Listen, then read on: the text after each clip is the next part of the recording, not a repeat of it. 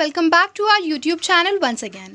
आज मैं आपके साथ कुछ फॉर्मूला लिस्ट डिस्कस करने वाली हूं जिससे आपको 11th standard as well as 12th standard दोनों में भी हेल्प होगी फिज़िक्स के लिए। और आपसे इस फॉर्मूला लिस्ट के वजह से आपको बहुत ही ज़्यादा हेल्प मिलेगी फ़िज़िक्स में। तो आपको ज़रा भी डरने की ज़रूरत नहीं है अब फिज़िक्स में, क्योंकि मैं आपके साथ ये फॉर्मूला लिस्ट डिस्कस करने वाली हूँ जिसमें आपको सारे के सारे फॉर्मूलाज डिस्कस किए जाएंगे और दिए जाएगा। अगर आपको इस फॉर्मूला का पीडीएफ चाहिए तो आप हमारे टेलीग्राम ग्रुप को ज्वाइन करें और उसकी जो लिंक है वो डिस्क्रिप्शन में हमने दी है।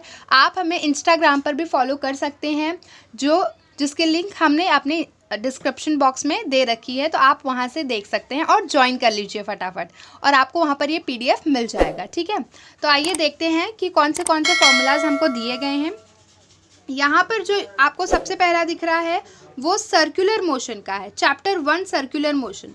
जो आपका पहला जो है रोटेशनल डायनेमिक्स दो पार्ट्स में डिवाइडेड है। पहला पार्ट है उसका सर्कुलर मोशन, दूसरा पार्ट है उसका रोटेशनल डायनेमिक्स। तो आपको दोनों भी चीज़ क्या कर दिया है, कंबाइन करके दे दिया गया है। इस वजह से पूरा जंगल जैसा लगता है, लेकिन उस जंगल को दूर करने के लिए हमने यहाँ पर सेपरेट फॉर्मूलाज दिए हैं। तो पहला आपको चैप्टर 1 नाम दिया है सर्कुलर मोशन, जो रोटेशनल डायनेमिक्स का पहला वाला पार्ट है। और उसके आगे आगे यहाँ पर देखो, यहाँ पर आपको 17 फॉर्मूला सर्कुलर मोशन के दे रखे हैं। ठीक है, 17 नहीं और भी है। यहाँ पर टॉपिक का नाम भी लिखा है, जैसे फॉर वर्टिकल सर्कुलर मोशन के अंडर ये सारे फॉर्मूलाज आते हैं।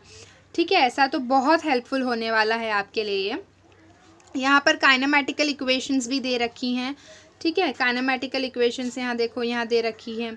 उसके बाद चैप्टर 2, मतलब यहाँ पर आपका ये वाला जो पेज है, जो फर्स्ट वाला जो पेज है आपका, उसमें पूरा circular motion as well as rotational motion cover up हो चुका है। ठीक है, यहाँ से आपका ये सारी जो काइनेमेटिकल इक्वेशंस हैं वो तो आपकी रोटेशनल डायनेमिक्स से ही हैं। करेक्ट, ये जो है रोटेशनल डायनेमिक्स ही है, ये समझ में आया आपको।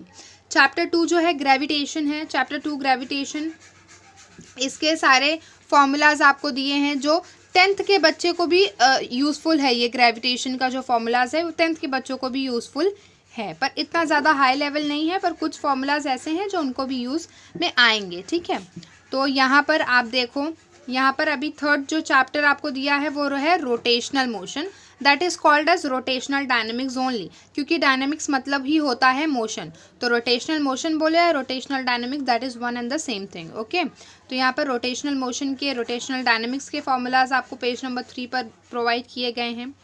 फिर ये पूरा रोटेशनल डायनेमिक्स ही है। Theorem of parallel axes, theorem of perpendicular axes for rod, for ring, for disc, for solid cylinder, all are the formulas given here. So chapter 4 जो है ऑसिलेशन, जो आपका चैप्टर 5 है। ठीक है, आपके बुक में यहाँ पर देखो सारे फॉर्मूलाज दिए हैं। इसके पीडीएफ आपको हमारे टेलीग्राम ग्रुप पे मिल जाएगा, जिसकी लिंक हमने डिस्क्रिप्शन बॉक्स में दी है, तो वहाँ से फटाफट जाकर आप ज्वाइन कर लें हमारा टेलीग्राम ग्रुप।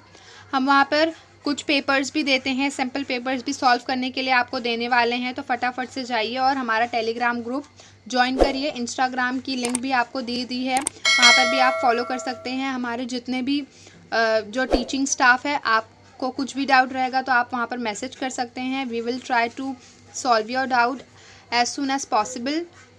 चैप्टर 5 जो है इलास्टिसिटी, यहाँ पर आपको दिया है उसके भी फॉर्मूलाज। चैप्टर 6 सरफेस टेंशन, मतलब मैकेनिकल प्रॉपर्टीज़ ऑफ फ्लूइड, उसके पहले वाला जो पार्ट है प्रेशर वगैरह वो रिड्यूस किया है, डायरेक्टली सरफेस टेंशन से स्टार्ट है। तो सरफेस टेंशन का क्या है, आपको फॉर्मूला प्रोवाइड किया गया है। ओके, यहाँ पर आगे देखिए वेव मोशन जो है हमारा वेव ऑप्टिक्स, उसका है पार्ट। ठीक है, उसके भी आपको फॉर्मूलाज दिए हुए हैं। फॉर्मूलाज से अगर आपने लर्न कर लिए, फॉर्मूलाज अगर आपको पता चल गए, तो आप कोई भी प्रॉब्लम होता है या कोई भी एमसीक्यू का जो प्रॉब्लम्स आते हैं वो सारे आप कर सकते हो। स्टेशनरी वेव ऑप्टिक्स में ही आपको सुपरपोजिशन ऑफ वेव्स में आपको स्टेशनरी वेव्स है जो बहुत इंपॉर्टेंट है, और उसके ये सारे फॉर्मूलाज आपको दिए हैं। Open tube, close tube, these are the one of the most important questions which they ask from superposition of waves. सो आपको ये सारी चीज़ें याद होनी चाहिए, ये फार्मूलाज याद होने चाहिए। कहीं पर भी पूछ लिया जाता है end correction for a close loop, end correction for pipe open at both end, ठीक है। उसके बाद kinetic theory of gases and radiation जो हमारा थर्ड चैप्टर है। यहाँ पर चैप्टर नंबर्स थोड़ा ऊपर नीचे हैं पर आपको फार्मूलाज वही हैं, तो डोंट वरी, ओके। आगे देखते हैं, आगे ये सारे इसके ही हैं। फिर wave theory of light, wave theory of light का दिया है, ठीक है। उसके आगे देखो, उसके आगे यहाँ पर चैप्टर 11 इंटरफेरेंस एंड डायफ्रैक्शन जो वेव ऑप्टिक्स का ही एक पार्ट है आगे जाकर। और इंटरफेरेंस एंड डायफ्रैक्शन बहुत इंपॉर्टेंट पार्ट है, ठीक है, बहुत इंपॉर्टेंट पार्ट है वो। चैप्टर 12 इलेक्ट्रोस्टैटिक्स जो आपका चैप्टर 8 है वो दिया है, Gauss theorem, electric field intensity outside a charge sphere, फिर ये सारी चीज़ें दी हैं। सरफेस चार्ज डेंसिटी बहुत इंपॉर्टेंट चैप्टर है, बहुत अच्छा चैप्टर है इलेक्ट्रोस्टैटिक्स, तो इसको बिल्कुल भी छोड़ के मत जाना, स्किप मत करना, ठीक है। अब आगे देखिए, capacitors in series, capacitors in parallel, this all are given to you, okay.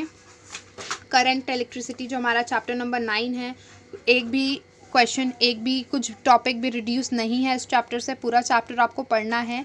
Physics में ये एक ऐसा चैप्टर है जिससे कुछ भी रिड्यूस नहीं किया गया है और ये बहुत इंपॉर्टेंट चैप्टर है, बहुत इजी चैप्टर है, तो आप इसको बिल्कुल भी स्किप मत करिएगा। Kirchhoff's law, Wheatstone's network, meter bridge, potentiometer, all are these are important questions, ठीक है। चैप्टर 14 जो है magnetic effect of electric current, उसके बाद मैग्नेटिज्म, उसके बाद है इलेक्ट्रोमैग्नेटिक इंडक्शन, उसके बाद है इलेक्ट्रॉन्स एंड फोटॉन्स जो आपको इलेक्ट्रोमैग्नेटिक इंडक्शन में मिलेगा, जैसे कि स्ट्रक्चर ऑफ एटम्स में भी मिल सकता है।